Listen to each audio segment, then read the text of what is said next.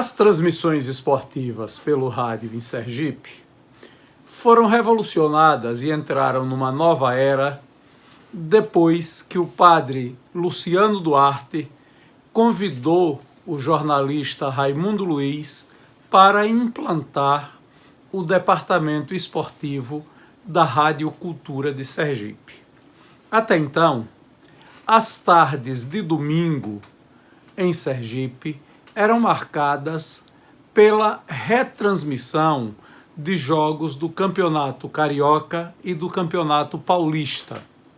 Não havia o hábito nas emissoras de rádio locais de fazer a transmissão do Campeonato Sergipano, que de resto era muito pouco acompanhado pelos cidadãos sergipanos, pelos desportistas locais. Raimundo Luiz copiou o modelo de funcionamento dos departamentos esportivos das grandes emissoras de rádio do eixo Rio-São Paulo e colocou repórteres setoristas para cobrir o dia a dia da Federação Sergipana de Futebol, os treinos das grandes equipes do Sergipe, do Confiança, do Vasco, do Cotinguiba, do Olímpico, do Itabaiana, e com isto o futebol sergipano ganhou um novo alento. Tinha repórteres que davam notícia do futebol de distância, do futebol de propriar, e que acompanhavam os treinos dos vários clubes que disputavam o campeonato profissional. Contratou grandes nomes como o radialista Carlos Magalhães para fazer transmissões esportivas, o comentarista Wellington Elias, ele próprio, Raimundo Luiz, se transformou num grande comentarista esportivo, e com isso o futebol no rádio conheceu uma nova era. Até então havia um grande baluarte das transmissões esportivas em Sergipe, mas que era uma voz praticamente isolada, que era a de Silva Lima, na Rádio Liberdade de Sergipe. Neste vídeo que nós vamos acompanhar agora, Raimundo Luiz recorre à sua memória e nos conta como foi implantar o revolucionário departamento esportivo da Rádio Cultura de Sergipe. Vamos ouvir Raimundo Luiz, como dizia ele num conhecido slogan seu, falando francamente. Com a palavra, Raimundo Luiz. Quero fazer um registro. Eu fui jornalista esportivo, radialista esportivo também, que ainda hoje existe. À época, era dirigida pelo nosso querido e saudoso José Eugênio de Jesus, que era gráfico na imprensa oficial da qual você foi presidente. E então, naquela época, nós tínhamos um outro amigo que também trabalhava lá, que a gente chamava de Bandinha, que é o pai de Raimundo, nosso querido amigo, hoje, eu diria, líder na Barra dos Coqueiros, né? Raimundo, dono de uma locadora famosa, meu querido amigo, meu irmão, meu xará. Pois bem, eles dois, e ainda tinha. E o presidente da associação era o coronel, ele era esportista, e ele foi vereador, e o filho dele também foi vereador, muitos anos recentemente. Mas me esqueci agora o nome dele. Eu lhe digo daqui a pouco. Pois bem, eles então tinham um jornal, eu diria mensal, para escrever uma coluna no jornal sobre halterofilismo, que aqui, à época, era uma novidade, porque isso só existia bem nos Estados Unidos. Eu traduzia as revistas, era assinante das revistas, em inglês, eu traduzia. E então eu estava com o Centro de Cultura, movimentando muito, com amigos como Chico Hollenberg. O doutor Francisco era colega de fazer exercício comigo. e outros, Gilton Garcia, e muitos, muitos outros, Zé Lauro de Menezes, filho de Zé Menino, que você nunca nem ouviu falar, uma figura assim, de destaque em Aracaju, Zé Lauro de Menezes, não, de Menezes, Zé Lauro de Menezes é o meu amigo atual. Pois bem, na verdade, então nós tivemos a oportunidade de escrever essa coluna, Alterofilismo.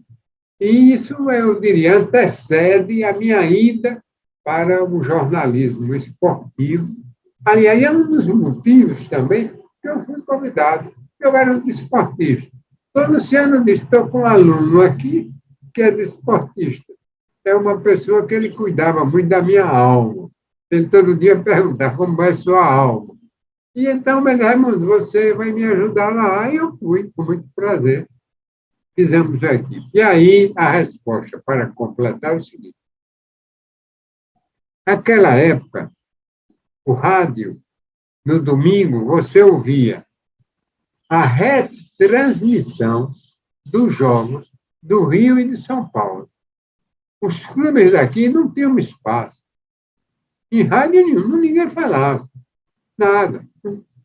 O resultado, talvez, do jogo. E os times não estavam bem à época. E então nós temos que ver onde é que está a qualidade. A qualidade estava no trabalho do Sul. Como eram os programas no Sul? Eles não apenas redigiam e amanhã será realizado o treino, não. E aí, vamos ouvir aqui o técnico. Eles ouviam, entrevistavam o técnico. Além do escrito, tinha o som dentro do noticiário que era apresentado ao meio-dia. Ora, então, como fazer isso aqui? Ora, eu tinha que contar com bons redatores, como Jurandir Santos, né? Extraordinário, como Geraldo Oliveira, outra figura, Jefferson Peixinho, meu querido amigo, e outros. Eram redatores que escreviam um programa e tinham os locutores que tinham que ir na rua para ouvir o técnico do Sergipe, o técnico do Confiança. Isso deu assim uma conotação ao nosso programa, nos favoreceu com esse sotaque, eu diria, sergipano, do nosso. Eu gastava 70% falando dos nossos clubes e 30% dos Jogos do Sul. E na transmissão, eu ia transmitir o jogo daqui, Paulistano e Vasco. Eu ia transmitir o jogo. Então, o pessoal foi se apaixonando por esse trabalho e vendo em cada um desses novos rapazes um espelho daqueles grandes locutores do Sul. E esses rapazes se espelharam e até superaram alguns deles, excelentes locutores do sul do país, tanto que foram convidados diversas vezes para participar das equipes do sul do país, né? Então, é assim, eu era uma pessoa que tinha essa visão. Eu nunca, se você criou alguma coisa, não, eu criei um choque. À época era um choque violento, porque o povo estava acostumado a ouvir, era São Paulo e Corinthians, a tarde inteira a retransmissão pela Rádio Liberdade. E nós entramos transmitindo o daqui, o nosso futebol. Aí a coisa foi, e nós ganhamos uma grande audiência. Isso favoreceu a rádio, que não era muito ouvida, porque tinha muitos programas culturais, tinha muitos programas com músicas clássicas, eruditas até, eu diria, em determinados blocos. E o pessoal queria saber do programa de Reinaldo Moura, É Disco que Eu Quero. A música da época era o balanço de Roberto Carlos andando pelas estradas de Santos. Então, tudo isso fez com que a rádio sofresse uma transformação para a audiência que não tinha. Ela era uma rádio, eu diria assim, meio esquecida tinham que apresentar. Só para aquela categoria, eu diria assim, os mais ilustrados é que ouviam a Rádio Cultura. E o Alencar era primoroso nisso, com o Sodré Júnior, que é o Ribeirinho, né? Zé Ribeiro do Bonfim, meu amigo, um grande abraço, se estiver me vendo por aí. E, na verdade, nós conseguimos, com isso, dar uma nova feição à Rádio Cultura. Feição que, de repente, o Dom Luciano, que não era nenhum bobão, não dá para fazer isso no departamento de jornalismo, era o Jurandir Cavalcante, outro querido amigo meu. E aí o Jurandir aceitou de bom grado. Eu botei meus repórteres para entrevistar assuntos da pauta que ele fornecia. Nós íamos, alguns repórteres fazia a do esporte, no Confiança, no Sergipe, no Vasco, no Paulistano, no Olímpico, do nosso Vigenal Tavares de Queiroz, olímpico, famoso. E então, eles traziam esse material e nós dividimos a parte do Jurandir e a nossa. Bom, resultado. O Dom Raimundo, não dá para fazer isso na rádio toda, porque os meninos não estão satisfeitos pelo retorno de audiência. Alencar me falou e tal, e então nós programas. Eu então aceitei ser o diretor artístico. Não pugnei por isso. Até relutei, porque eu não queria me envolver. Eu trabalhava no banco, tinha muito tempo para a minha família. Eu era um trabalhador 24 horas por dia. Resultado, a rádio realmente, nós tivemos a oportunidade de, no outro setor, fazer o quê? Trazer os grandes locutores de disc jockey. Claro. Então, eu me cercava. Quem era o melhor que estava na rádio e tal? Eu chamava para cá. Nós tínhamos um mérito. Tínhamos uma diretoria que cumpria rigorosamente o pagamento dos seus funcionários. Né? Coronel Max Ribeiro, Pedro Bastos, empresário aposentado, e Dom Luciano de cima. Olha os meninos, pagar os meninos. Com a renda que entrava, através do esporte, do rádio, porque a rádio aí foi crescendo e o comércio só quer retorno, é claro. Né? Então, por exemplo, Zé Figueiredo, com os tratores Valmet, nós tivemos uma campanha maravilhosa. Roberto Fonseca, da Fonseca, veio para cá. Por quê? Porque ele tinha retorno. Agora ele tinha retorno. E nós tínhamos a nossa retaguarda, o que as outras não tinham. 2.000 ouvintes cativos em rádios que só funcionavam ao ligar para a Rádio Cultura para ouvir o movimento de educação de base às 7 horas. Mas durante o dia eles ouviam a programação toda na rádio, claro. Pelo menos os 2.000, porque à noite, na hora da aula, eram 10 pessoas em cada rádio. Tinha o monitor, que era o dono da casa, e os vizinhos dos sítios aí vinham para lá. E isso também aqui em Aracaju, nos bairros. Resultado, a nossa audiência cresceu muito. Então, foi me espelhando nos melhores sempre que eu fiz alguma coisa de positivo e que deu certo, graças a Deus, e ao apoio de todos esses nomes e muitos outros que eu aqui não citei, fico devendo, tive os resultados positivos dentro da emissora. E eu só sairia muitos anos depois na Revolução. Era Gazeta Esportiva. Como era o nome? Gazeta Esportiva. O nome de um jornal no São Paulo que transmitia aquela corrida de São Silvestre e tal. E aqui era esse o nome. Saíram várias edições lá na imprensa oficial. Aí você diria, sim, e a gente pagava o quê? Bom, eu não sei. Eu sei que naquela época eles que faziam. Você era com as letrinhas colocadas uma na outra assim, não era linotipo, não, era letra por letra. Então, o Zé Eugênio ficava à noite lá, com bandinha, fazendo aquilo. José Félix, o nome do coronel. José Félix, o nome do coronel, grande desportista, grande vereador, pai de um outro vereador, que eu não me recordo o nome agora, mas daqui a pouco lembro também. Pois bem, ele era o presidente da associação e responsável, portanto, pela publicação dessa Gazeta, que ele cuidava lá com a diretoria da Segrado pela sua impressão.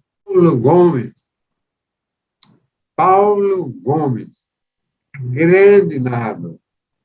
Depois nós tivemos outros grandes narradores, inclusive ele ainda trabalhou um tempo. Eu precisava de um narrador. Aí me disseram que ele era um bom narrador, que já tinha trabalhado em outros lugares, e eu o trouxe e achei ótimo. E ficamos muito amigos. Aliás, eu tenho esse defeito. Eu fico muito amigo e termino compadre. Então, Paulo Gomes era notável, muito bom. E todos os outros locutores excelentes, como Alexandre Santos, seu colega professor da universidade, foi locutor comigo, meu amigo Alexandre. Ainda hoje é meu companheiro no Face, querido amigo, brilhante. Imagina, ele narrando futebol, o professor Alexandre Santos. Carlos Magalhães. É o seguinte, a Rádio Cultura se tornou o Eldorado para quem trabalhava em esporte. Era o Eldorado, todo mundo queria ir para lá. Bastava eu dizer, vem, daí eu vinha. Barbosa, Barbosinha, Antônio Barbosa, publicou um livro interessantíssimo sobre o colega Barbosa, um abraço. De maneira que, então, Elias, e José Canabrava de Mendonça, Canabrava, meu compadre, meu irmão, colega do banco, narrador. E outros, Goizinho, muita gente. Assim, eu não, só você dizendo, olha, eu quero saber quais foram, eu vou pensar. São muitos. Eu diria Carlos Magalhães, esse eu sei. Carlos Magalhães chegou de Alagoas. Veja bem, meu conhecimento de Magalhães é a partir daí. É quando ele chega de Alagoas formado, fez o curso de cirurgião dentista em Alagoas, em Maceió, e o pai dele era o médico da família, vários filhos meus foram, o Dr. Carlos Melo, que apanhou, e então ele chegou aqui e foi trabalhar na Rádio Jornal. Então, não tinha nada na Rádio Jornal. Diante da minha equipe, a equipe esportiva da Rádio Cultura, a Rádio Jornal não era nada. Mas, meu amigo, chega-me aquele locutor com aquele vozeirão, novato, bom danado.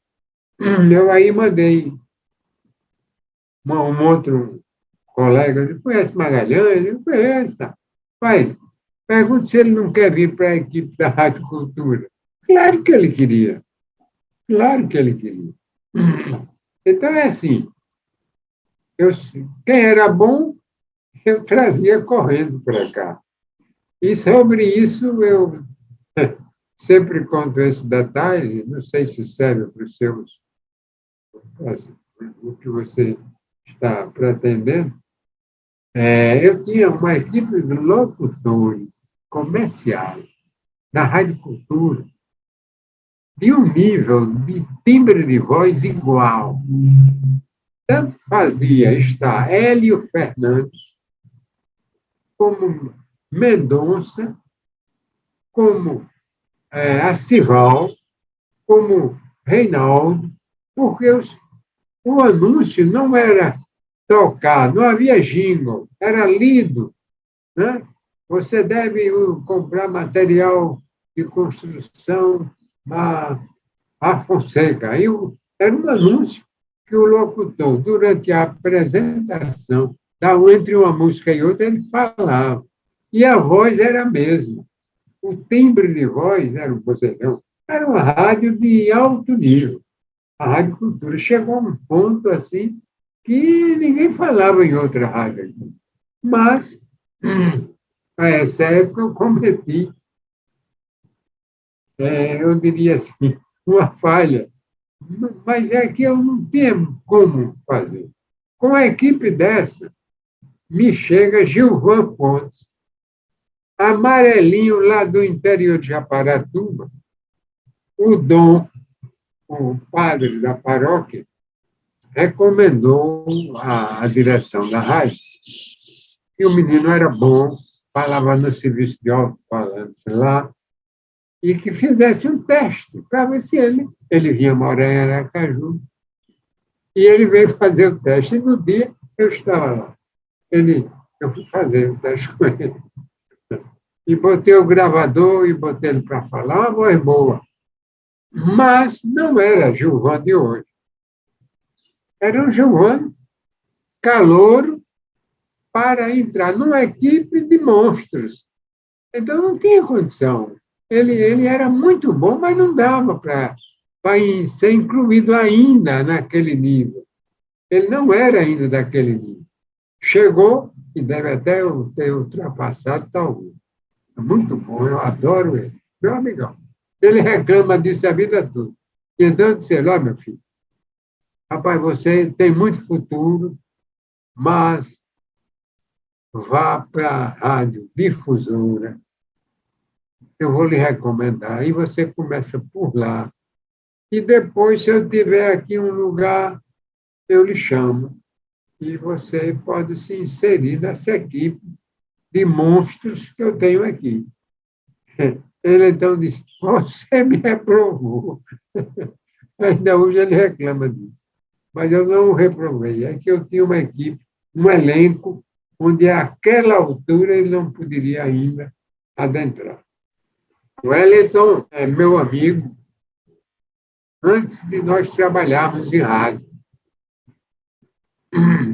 Eu era amigo de Celerino Elias, o irmão dele, e o conheci e nós ficamos amigos, eu e o Wellington. Mas nós não trabalhávamos como comentarista. Quando eu o encontrei, ele era um craque na Rádio Liberdade. Ora, mas, como eu lhe disse, a Rádio Cultura, depois que ela se firmou, ela passou a ser o Eldorado de todos. Quando eu o chamei, ele veio trabalhar, mas já era um grande comentarista. Tanto que o comentarista da Rádio Cultura não era outro senão Raimundo Luiz, falando francamente. Aí veio o Wellington, cracaço. Quem faz a escala para quem fazia as escalas para as transmissões esportivas era o diretor, no caso eu.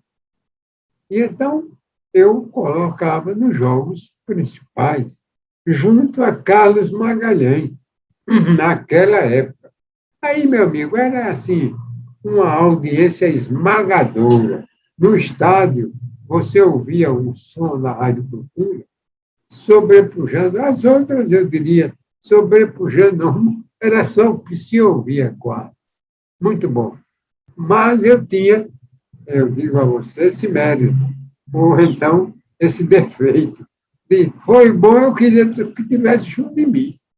Então, ele era comentarista e veio trabalhar na equipe onde eu era comentarista. Então, eu nunca o subestimei. Não, jogos principais sou eu. Não, não era. Pelo contrário, eu deixava ele nos jogos principais, às vezes ia num jogo que não era o principal, às vezes Eu ia só como diretor, para assistir, para ver, entendeu? Porque eu tinha outras responsabilidades com a emissora inteira. Eu, então, era diretor artístico, não só do departamento esportivo, mas diretor artístico. De maneira que ele já tinha muita experiência. Era bom comentarista. Era, não, sempre foi. Parou outro dia, porque a idade, você sabe, é terrível. Claro que teria que me mandar para a cruzada, onde eu encontraria quem? Meu grande amigo, meu mestre, João Oliva Alves. Ele era o diretor da cruzada. E eu cheguei lá, junto com Messias, Manuel Messias Góes. Era um seminarista meio rebelde, que o padre mandou também para o jornal. Ainda paisano, claro. Naquele tempo, seminarista não usava batina. E ele foi para lá com outro amigo, os nomes não me lembro agora. Mas nós éramos de lá. E então, o João Oliva era o editorialista e era o editor da Cruzada. Os editoriais dele são primorosos. Publicou em livros, inclusive até fiz um pós-fácil para ele, com muita honra. Ele me pediu, me surpreendeu, e eu fiz para um livro dele um pós-fácil, cujo título foi Ao Mestre com Carinho. Ah, ele adorou, né? E a família também, todos são meus amigos. E, na verdade, todos e todas, as meninas também, Terezinha e etc. Pois bem, então eu trabalhei lá alguns anos, fazendo o quê? Uma coluna de esporte, dentro da Cruzada. Mas o que é que eu tinha lá? Eu tinha um editorialista da maior qualidade que eu relia, que eu admirava, que eu via. E eu tenho a mania de escrever. Depois eu fui para a Rádio Cultura. A Rádio Cultura, por uma ideia brilhante de Dom Luciano, criou um programa chamado Nossa Opinião. Meu amigo, 13 horas. Esse programa era de uma audiência incrível. Eu fui o seu apresentador. Mas não somente isso. A equipe redatora era formada por Manuel Cabral Machado, José Silvério Leite Fontes, Jorge de Oliveira Neto, meu querido Jorginho, engenheiro, formidável, diretor de agricultura, do Laio, amigo querido. Paulo Machado e Dom Luciano. Mas tinha uma. Aí você faz. Ora, eu, além de ler todas, eu fazia uma. Então, eu costumo dizer, para a contrariedade de Derneval Gomes e de Reinaldo Moura, meu querido compadre, que eu fui o melhor apresentador de nossa opinião. Ele disse que foi ele, não. Melhor fui eu. Porque é o seguinte, eu redigia e eu lia o que eu redigi. Eu sabia onde eu ia pausar. Né? E então eu aprendi muito a escrever editoriais, baseado em João Oliva Alves e nesses 5 ou 6 nomes brilhantes que eu lhe falei, que me mandavam o material, mas é o seguinte, é que às vezes o padre não podia mandar, às vezes Jorge estava na secretaria, não podia mandar, aí eu fazia. Ao fazer, eu fui treinando. E então me tornei um editorialista, tanto que você, por vezes, deve ter se surpreendido em vários jornais com um editorialista, e agora em blog, que eu parei o ano passado, O editorial, quem é? E era eu, e sou eu. Porque editorialista não assina e não vai processado. Quem vai é o dono do blog ou do jornal. Eu adoro escrever para os outros.